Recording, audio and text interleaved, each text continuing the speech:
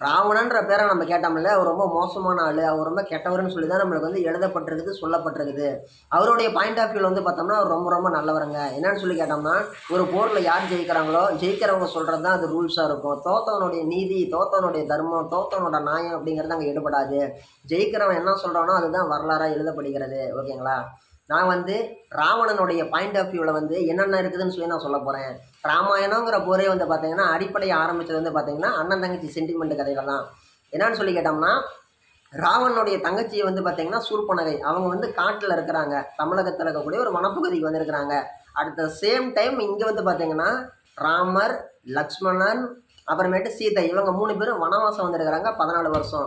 இந்த இடத்துல என்ன ஆகுதுன்னு சொல்லி கேட்டீங்கன்னா, இவர் பார்த்த உடனே வந்து இம்ப்ரெஸ் ஆயிடுறாங்க.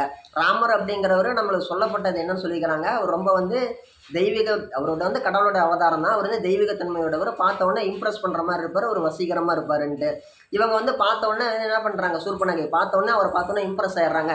இம்ப்ரெஸ் ஆன உடனே அவர்கிட்ட போய் பேச போகிறாங்க. அவர்கிட்ட பேச போகும்போது அவர் சொல்கிறாரு, எனக்கு வந்து கல்யாணம் ஆயிடுச்சுமா, நான் பெரும்பாலும் லேடிஸ்லாம் பேச மாட்டேன், என் தம்பி டீல் பண்ணுவார், என் தம்பி பேசுவாருன்னு சொல்லி ராமர் சொல்கிறாரு. இவங்க பார்த்தோன்னே, நீங்கள் எப்படி இந்த மாதிரி வனவாசம் வந்தீங்க, நீங்கள் எப்படி ஒரு ராஜாவாக இருந்துட்டு இந்த மாதிரி வந்தீங்க, நீங்கள் ரொம்ப அழகாக இருக்கிறீங்கன்னு சொல்லி பேசும்போது இவர் ஒன்று என்ன பண்ணுறாரு, லக்ஷ்மணன், நீ என்ன பார்க்க ரொம்ப அசிங்கமாக இருக்குதா, உனக்கு என்ன பல்லு என்ன இப்படி வெளியில் வந்துருக்குது போகிற பல்ல, நீ வந்து அரக்க பொம்பளை தானேன்னு சொல்லி அவங்க வந்து பாடி ஷேமிங் பண்ணுறாங்க. அவங்க உருவத்தை வச்சு கிண்டல் பண்ணுறாங்க. கிண்டல் பண்ணிவிட்டு அவங்களோட ஒரு மூக்கை அறுத்து விட்டுறாங்க. மூக்கை அறுத்து விட்டுட்டு அனுப்பி விட்டுறாங்க அடித்து. அந்த அம்மா என்ன பண்ணுது, மனமான உடனே அழுதுட்டு வந்து அவங்க அண்ணங்கிட்ட சொல்லுது. அட் த சேம் டைம் இங்கே ராவணன் என்ன பண்ணுறாருன்னு சொல்லி கேட்டிங்கன்னா, கடவுள்கிட்ட தியானம் பண்ணி சிவன்கிட்ட வரம் வாங்கி கிட்டத்தட்ட வந்து இந்திரலோகத்தை ஜெயிச்சுட்டு வானத்தில் இருக்கக்கூடிய எல்லா இடத்துலையும் போய் சண்டை போட்டுட்டு மிகப்பெரிய ஒரு ராஜாவாக தன்னை நிலைநிறுத்தி காமிச்சிட்டு இருக்கிறாரு. இந்த மாதிரி நேரத்தில் அவங்க தங்கச்சி வந்து, அண்ணா இந்த மாதிரி என்ன ஒருத்தன் வந்து என் மூக்கை அறுத்து விடலான்னு சொன்ன உடனே அவருக்கு என்ன வருது, கோபம் வருது. இந்த இடத்துல நம்ம யோசிக்க வேண்டிய ஒரு லாஜிக்கான விஷயம் என்னன்னு சொல்லி கேட்டிங்கன்னா, இவங்களை அவமானப்படுத்தின அந்த ராஜா வந்து ராமர். இவர் நினச்சிருந்தா டேரெக்டாக போர் தொடுத்து கொண்டு போய் அயோத்தியில் போய் அங்கே எல்லாரையும் சண்டை செஞ்சு அந்த அயோத்திங்கிற நகரத்தில் போர் தொடுத்துருக்கலாம். ஆனால் இவர் அதை பண்ணலை. தனிப்பட்ட முறையில் நடந்த ஒரு விஷயத்துக்கு தனிப்பட்ட முறையில் பழி வாங்கணுன்ட்டு தான் போகிறாரு. போகும்போது அவங்க தங்கச்சி சொல்லுது, ஆனால் இந்த மாதிரினா அங்கே 2 ஆளுங்க ஒரு பொண்ணு இருக்கிறாங்க, நான் பேசும்போது என் பொண்டாட்டி இருக்கும்போது நான் வேறு பொண்ணுகிட்ட பேச மாட்டேன்னு சொல்லி என்னை பாடி ஷேமிங் பண்ணி என் மூக்கு அறுத்து விட்டாங்கன்னா, நீ என்ன பண்ணிட்டு அங்கே போய் அவங்க பொண்ணை தூக்கிட்டு வந்துடு, அந்த பொம்பளை நீ தூக்கிட்டு வந்துடனா அப்படின்னு சொல்லி அனுப்பிடுறாங்க.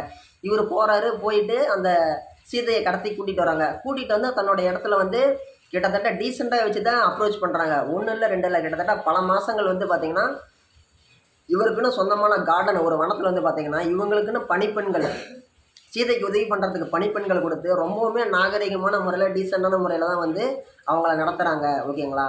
அந்த இடத்துல வந்து பார்த்திங்கன்னா ராமர் வந்து அங்கேருந்து ராமர் பணம் கட்டி கொஞ்சம் கொஞ்சமாக சண்டைக்கு வராரு. சண்டைக்கு வந்த வாட்டி அவ்வளோ பெரிய கடவுள் அவதாரமான ராமர் கூட கிட்டத்தட்ட 13 நாள் தேவைப்பட்டிருக்குது ராவணனுடைய டோட்டல் சாம்ராஜ்யத்தையும் அழிக்கிறதுக்கு.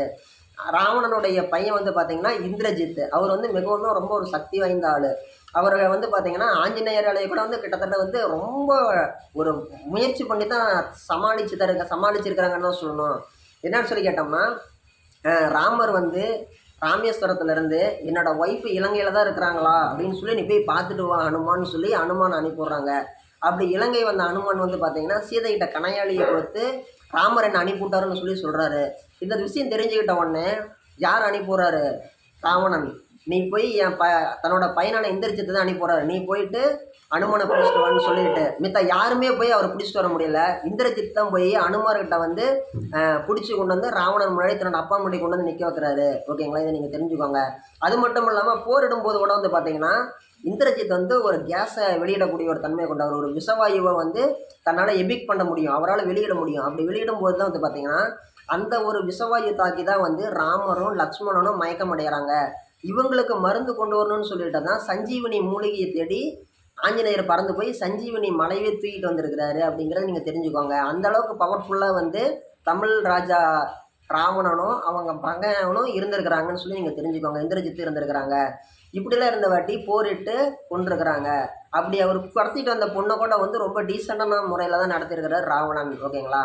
அவர் இருந்த காலகட்டங்கள் அப்படிங்கிறது வந்து பார்த்திங்கன்னா மிகவும் சிறப்பான காலமாக இருந்திருக்குது. அங்கே கடவுளாக இருந்த ராமர் கூட தன்னுடைய தந்தை சொல்ல கட்டுப்பட்டு வனவாசம் வந்துட்டார். அவருடைய ஆட்சி காலத்தில் மக்கள் சந்தோஷமாக இருந்தாங்க. அவர் ஆட்சி விட்டு வெளியில் வந்த வாட்டி 14 வருஷம் வனவாசம் வந்தப்போ அவருடைய தம்பி பரதன் அங்கே ஆட்சி செஞ்சுட்டு இருந்தார். ஆனால் இருக்கிறதுலே சிறப்பான காலகட்டம், ஒரு மகிழ்ச்சியான காலகட்டங்கிறது இலங்கையில் எப்போ இருந்துச்சுன்னு சொல்லி கேட்டாங்கன்னா, இலங்கை தமிழனான இலங்கை ஆண்ட தமிழ் மன்னனான ராவணனுடைய காலகட்டங்களில் தான் ரொம்ப அட்வான்ஸ் டெக்னாலஜியோடு அவங்களாம் வாழ்ந்துருக்கிறாங்க. அங்கே இருக்கிற அரக்க கூட்டங்கள்லாம் அரக்கர்கள்லாம் வந்து சந்தோஷமாக வாழ்ந்துருக்கிறாங்க. ஓகேங்களா? இதை நீங்கள் தெரிஞ்சுக்கோங்க. நன்றி.